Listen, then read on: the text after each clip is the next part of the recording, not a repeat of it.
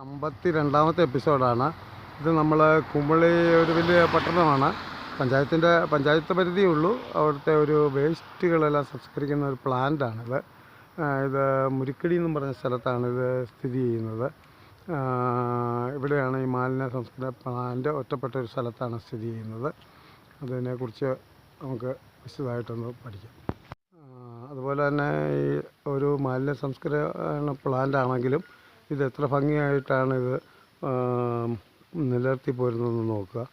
വളരെ മനോഹരമായിട്ടാണ് ഇത്. ഇവിടുത്തെ എല്ലാ ചെടികളെല്ലാം വെച്ച് പിടിപ്പിച്ച് ആളുകളൊന്ന് വന്നു കഴിഞ്ഞാൽ ഇരിക്കാനുള്ള ഒരിതും കാര്യങ്ങളും ഇതാണ് അതിൻ്റെ ഓഫീസ് സംഭവങ്ങളൊക്കെ. നമുക്ക് താഴത്തെ പ്ലാന്റിൻ്റെ അങ്ങോട്ട് പോകാം. ജനങ്ങൾ പാർക്കുന്ന ടൂറിസ്റ്റ് കേന്ദ്രങ്ങളിൽ നിന്നെല്ലാം വേസ്റ്റ് ഇവിടെയാണ്. ഇവിടെ വെച്ച് തരംതിരിച്ചാണ് ഏകദേശം വേസ്റ്റുകളെല്ലാം എടുക്കുന്നത്. ഇവിടുന്ന് തരംതിരിച്ച് ഇവിടുന്ന് നിർമ്മാർജ്ജനം ചെയ്യുക. ഗ്രീൻ കുമളി എന്നും പറഞ്ഞ പണ്ട് ഇരുന്നൊരു പഞ്ചായത്ത് പ്രസിഡന്റ് MS വാസു സാറാണ് ഇത് പ്ലാൻ ചെയ്തത്. ഇതിൻ്റെ അന്ന് തൊട്ട് തുടങ്ങിയാണ് വർഷങ്ങൾക്ക് മുമ്പ്. ഒരുപാട് മാലിന്യങ്ങളൊക്കെ പണ്ടൊക്കെ ഉണ്ടായിരുന്നു. ഇതെല്ലാം ഇപ്പം നിർമ്മാർജ്ജനം ചെയ്ത് കുമളി ഏകദേശം കേരളത്തിലെ ഏറ്റവും നല്ല മാലിന്യ നിർമ്മാർജ്ജനം നടക്കുന്നൊരു പഞ്ചായത്താണ്. മാടുകളെല്ലാം അറുത്തുകൊണ്ടിരുന്ന കുമളി ടൗണിലൊക്കെ ആയിരുന്നു. അതൊത്തിരി മാലിന്യത്തിന് കാരണമാവുകയും ചെയ്തു. ഇപ്പോൾ ഇവിടെയാണ് അറവുശാലകളൊക്കെ പഞ്ചായത്ത് തന്നെ ഇത് ചെയ്യുകയാണ്. ഇവിടെ നിന്നൊന്നും വേസ്റ്റ് ഇല്ല ഇതിൻ്റെ ഒന്നും. കാരണം എന്ന് പറഞ്ഞാൽ ഇത് കാലത്ത് അറവുശാലകളൊക്കെ കുമളി ടൗണും പരിസരത്തൊക്കെ കേന്ദ്രീകരിച്ചായിരുന്നു. ഇപ്പോൾ ഇവിടെയാണ് അറവുശാലകളൊക്കെ. ഇവിടുന്ന് അതിൻ്റെ ചാണകം, തോല് അങ്ങനെയുള്ള കാര്യങ്ങളൊക്കെ ഇവിടുന്ന് തന്നെ നിർമ്മാർജ്ജനം കൊണ്ടുപോകണം തമിഴ്നാട്ടിലേക്ക്.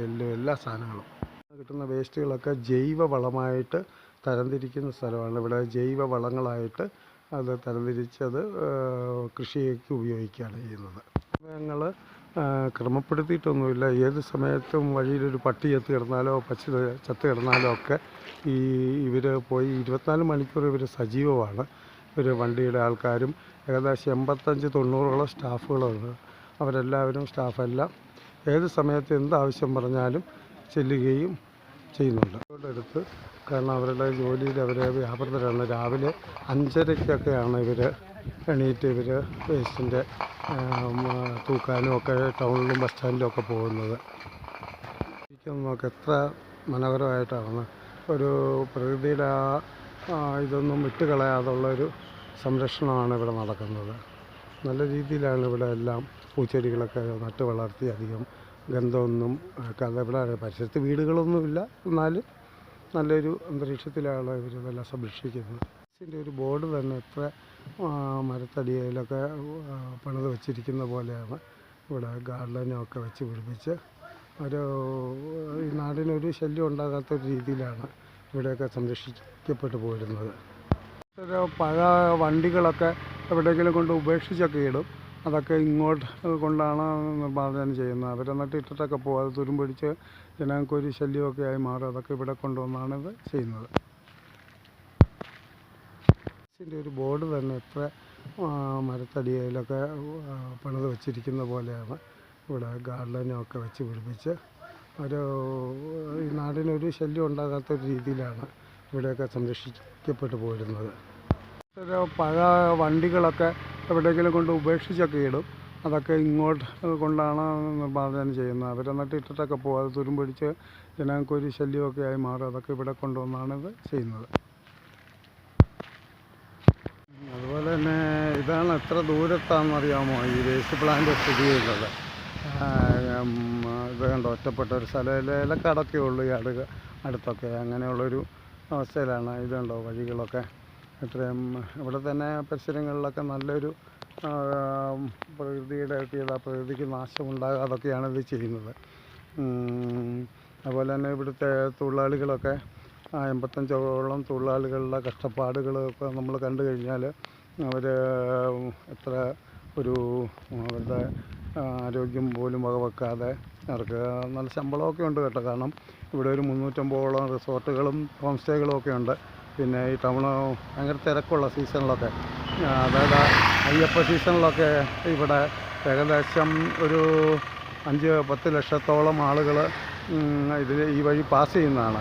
അവരെല്ലാം ഈ കുമളി ടൗൺ വഴിയാണ് പാസ് ചെയ്യുന്നത്. അവർ കണ്ടിടത്തെല്ലാം കർണാടക, ആന്ധ്ര, തമിഴ്നാട്ടിൽ നിന്നൊക്കെ വരുന്നവരൊക്കെ വേസ്റ്റ് ഇടും. പക്ഷേ അതിനുശേഷം കുമിളിയുടെ ഒരു പ്രത്യേകത, ഈ കുമിളി ടൗൺ കഴുകുമെന്നുള്ളതാണ്.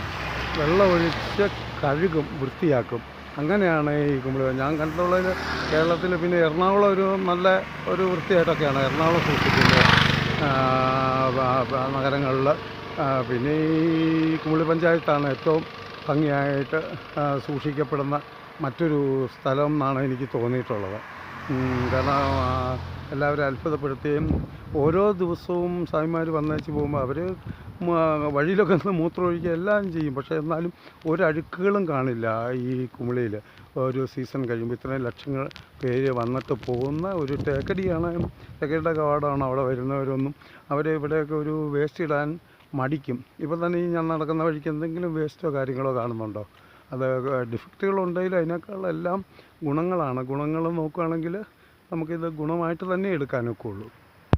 ഇതിൻ്റെ ഏറ്റവും വലിയൊരു മഹത്വം എന്ന് പറഞ്ഞാൽ ഇവിടെ ഒരു പൊതു ശ്മശാനമുണ്ട്. അതാണിത്. പൊതു ശ്മശാനവും അതുപോലെ തന്നെ ഇവിടെ ദഹിപ്പിക്കാനൊക്കെ ഉള്ള സൗകര്യം. വലിയ തുകയൊന്നും ഈടാക്കിക്കൊണ്ടൊന്നുമല്ല. ഒരു തിങ്ങി പാർക്കുന്ന സ്ഥലമായതുകൊണ്ട് ആളുകളെ ഒരു സൈഡിൽ എസ്റ്റേറ്റുകളും ഒരു സൈഡ് ഫോറസ്റ്റും ഒക്കെ ആയതുകൊണ്ട് അവിടെ തിങ്ങി പാർക്കുന്ന ഒരു ഇതാണ്. അതുകൊണ്ട് ഇവിടെ വലിയ ആൾക്കാർ പോലും 3 സെൻറ്റ് ഉള്ളവരൊക്കെ ഇവിടെയാണ് കൊണ്ടുവരുന്നതും ദഹിപ്പിക്കുന്നതുമൊക്കെ. പ്രകൃതിയുടെ കളിത്തൊട്ടിലാണിത്. മടിത്തട്ടെന്നൊക്കെ പറയാം. കണ്ട എന്ത് പ്രകൃതി ഭംഗിയാണ്. ഇതൊക്കെ ഇവിടെ കാത്തു സൂക്ഷിക്കാൻ ഈ ഹരിതകർമ്മസേന എന്നും പറഞ്ഞ പേരാണ് ഇവർക്ക് ഇട്ടിരിക്കുന്നത്. ഗ്രീൻ കുമിളി, ക്ലീൻ കുമിളിയുടെ ഭാഗമായിട്ടൊക്കെ. അപ്പോൾ അതിൻ്റെയൊക്കെ ഒരു ഇതിന് പ്രതിപക്ഷവും ഭരണപക്ഷവും അങ്ങനെയൊന്നുമില്ല കേട്ടോ. പിന്നെ ഇതിൽ എല്ലാവരും സപ്പോർട്ടാണ് ഇവിടുത്തെ. കാരണം ഇത്രയും മാലിന്യങ്ങൾ ടൗണിലോ മറ്റോ ഒന്നും പെടാതെ ഇരിക്കാനുള്ള ഒരു ഇത് ഇവിടുത്തെ ജനങ്ങളും പഞ്ചായത്തും വളരെയധികം കഷ്ടപ്പെടുന്നുണ്ട്. ഇതിൻ്റെ പരിസരങ്ങളൊക്കെയാണ് ഇതൊക്കെ. ഇതൊന്നും വലിയ തോട്ടങ്ങളൊന്നുമല്ല. അവിടെയൊക്കെ എത്ര മനോഹരമായിട്ട് ആ പ്രകൃതിക്കൊന്നും ഒരു കളങ്കം ഏൽക്കാതെയാണ് ഇത് ഇവിടെയൊക്കെ നിലനിർത്തി പോരുന്നത് കേട്ടോ. ഇതെത്ര ദൂരെയാണെന്നുള്ളതാണ് ഈ കാണിക്കുന്നത്. വഴിയും കാര്യങ്ങളുമൊക്കെ എത്ര ഭംഗിയായിട്ടാണ് അത് ഇവിടെയൊക്കെ സംരക്ഷിക്കപ്പെടുന്നതെന്ന് നോക്കാം. ഇപ്പുറത്തൊക്കെ ഏലത്തോട്ടമാണ്. പ്രകൃതിയുടെ കളിത്തൊട്ടിലാണിത്. മടിത്തട്ടെന്നൊക്കെ പറയാം. കണ്ട എന്ത് പ്രകൃതി ഭംഗിയാണ്. ഇതൊക്കെ ഇവിടെ കാത്തു സൂക്ഷിക്കാൻ ഈ ഹരിതകർമ്മസേന എന്നും പറഞ്ഞ പേരാണ് ഇവർക്ക് ഇട്ടിരിക്കുന്നത്. ഗ്രീൻ കുമിളി, ക്ലീൻ കുമിളിയുടെ ഭാഗമായിട്ടൊക്കെ. അപ്പോൾ അതിൻ്റെയൊക്കെ ഒരു ഇതിന് പ്രതിപക്ഷവും ഭരണപക്ഷവും അങ്ങനെയൊന്നുമില്ല കേട്ടോ. പിന്നെ ഇതിൽ എല്ലാവരും സപ്പോർട്ടാണ് ഇവിടുത്തെ. കാരണം ഇത്രയും മാലിന്യങ്ങൾ ടൗണിലോ മറ്റോ ഒന്നും പെടാതെ ഇരിക്കാനുള്ള ഒരു ഇത് ഇവിടുത്തെ ജനങ്ങളും പഞ്ചായത്തും വളരെയധികം കഷ്ടപ്പെടുന്നുണ്ട്. ഇതിൻ്റെ പരിസരങ്ങളൊക്കെയാണ് ഇതൊക്കെ. ഇതൊന്നും വലിയ തോട്ടങ്ങളൊന്നുമല്ല. അവിടെയൊക്കെ എത്ര മനോഹരമായിട്ട് ആ പ്രകൃതിക്കൊന്നും ഒരു കളങ്കം ഏൽക്കാതെയാണ് ഇത് ഇവിടെയൊക്കെ നിലനിർത്തി പോരുന്നത് കേട്ടോ. ഇതെത്ര ദൂരെയാണെന്നുള്ളതാണ് ഈ കാണിക്കുന്നത്. വഴിയും കാര്യങ്ങളുമൊക്കെ എത്ര ഭംഗിയായിട്ടാണ് അത് ഇവിടെയൊക്കെ സംരക്ഷിക്കപ്പെടുന്നതെന്ന് നോക്കാം. ഇപ്പുറത്തൊക്കെ ഏലത്തോട്ടമാണ്. വേസ്റ്റ് പ്ലാന്റിൻ്റെ ഏകദേശം 1.25 കിലോമീറ്റർ അകലെയാണ് അടുത്തൊരു സ്ഥാപനമുള്ളത്. അതൊരു ക്രിസ്ത്യൻ മൊണാസ്ട്രിയാണ്. ഈ മൊണാസ്ട്രി ഇത്ര ദൂരെയാണ്. അവർക്ക് ഇവിടെ 300ഓളം അച്ഛന്മാർ പഠിക്കുന്ന സ്ഥലമാണ് അച്ചപ്പട്ടത്തിന് വേണ്ടി. അങ്ങനെ ഇത് തന്നെ ഒരു 1.25 കിലോമീറ്റർ ദൂരെയാണ്. അതുകൊണ്ടാണ് ഈ മൊണാസ്ട്രി കാണിച്ചത്. അത് ഇത്രയും ദൂരെയാണ് ഇത് സ്ഥിതി ചെയ്യുന്നത്. അവർക്കും യാതൊരു തരത്തിലുള്ള ശല്യങ്ങളോ കാര്യങ്ങളോ ഒന്നും ഉണ്ടായിട്ടില്ല ഇന്ന് വരെ. നല്ല മഞ്ഞും മഴയും തണുപ്പും ഒക്കെയാണ് കേട്ടോ. ആ സമയത്താണ് അവരുടെ ജോലി, അവരുടെ കൃത്യനിർവഹണം ചെയ്യുന്ന 85-90ഓളം തൊഴിലാളികളിങ്ങനെ നമുക്ക് വേണ്ടി ത്യാഗം സഹിക്കുന്ന. അതുകൊണ്ട് അവർക്കൊക്കെ ഇച്ചിരി ദേഷ്യമുള്ളവരാണ് കേട്ടോ. കാരണം അവർ നമ്മുടെ എല്ലാ മാലിന്യങ്ങളും ചിലരൊക്കെ മനഃപൂർവ്വമായിട്ട് ഒക്കെ തരംതിരിച്ച് കൊടുക്കണമെന്നുണ്ട്. ജൈവമാലിന്യം വേറെ, മറ്റേ തുണികൾ വേറെ, അങ്ങനെയെന്നൊക്കെ. അതിനകത്ത് ചിലരെ കൂടുകളിൽ മലവും കുപ്പികളും വരെ, കുപ്പിച്ചില്ലുകൾ വരെ ഇതിനകത്ത് ഇടാറുണ്ട്. പക്ഷേ അവരതൊന്നും വകവെക്കാറില്ല. അവർ ചെയ്യുന്ന ത്യാഗം നമ്മളത് ഈ പഞ്ചായത്താണ് ഇതിൻ്റെ പൈസ ഏകദേശം, അതേക്കുറിച്ച് എനിക്ക് വ്യക്തമായിട്ട് അറിയില്ല. പഞ്ചായത്താണ് അവർക്കുള്ള ശമ്പളങ്ങളെല്ലാം കളക്ട് ചെയ്ത് മറ്റേ റിസോർട്ടുകളിൽ നിന്നെല്ലാം കളക്ട് ചെയ്ത്, പിന്നെ അതുപോലെ തന്നെ വീടുകളിൽ നിന്ന് ഒരു ധർമ്മസേനയ്ക്ക് 50 രൂപ വെച്ച് കൊടുക്കണമെന്നുണ്ട് BPL കുടുംബങ്ങളല്ലാത്തവർക്ക്. അതൊക്കെ കളക്ട് ചെയ്താണ് ഇവർക്ക് കൊടുക്കുന്നത്. പിന്നെ അവരാരും രോഗികളായിട്ട് കിടക്കാനൊന്നും ഈ പഞ്ചായത്ത് സമ്മതിച്ച് കൊടുക്കാറില്ല. കാരണം എന്ന് പറഞ്ഞാൽ അത് വന്നു കഴിഞ്ഞാൽ പഞ്ചായത്ത് തന്നെ അതിൻ്റെ നോക്കും. പ്രസിഡൻ്റ് അടക്കമുള്ള ആളുകൾ അവർക്ക് വേണ്ടിയിട്ട് എന്ത് ത്യാഗവും ചെയ്യാൻ തയ്യാറാണ്. President, vice president. ഇപ്പം തന്നെ ഇത് ചോദിച്ചപ്പം KM സിദ്ദിഖാണ് പഞ്ചായത്ത് വൈസ് പ്രസിഡൻ്റ്. അദ്ദേഹമാണ് എനിക്ക് ഇതിന് അനുമതി തന്നത് ഇത് ഷൂട്ട് ചെയ്യാനുള്ള. അതുപോലെ തന്നെ ജെയ്സനാണ് ഇതിൻ്റെ മേൽനോട്ടം, ഈ സ്റ്റാഫിൻ്റെ എല്ലാം. അങ്ങനെയുള്ളവർ ഇത് ചെയ്ത് ഞാൻ അവരുടെ ഇത് കേട്ടിട്ടല്ല എടുക്കുന്നത്. എൻ്റെ ഈ കാഴ്ചപ്പാട് വെച്ച് ഞാനങ്ങ് ഇത് ചെയ്യണം. അവരെ നമ്മൾ ബഹുമാനിക്കുകയാണ് കേട്ടോ ചെയ്യേണ്ടത്.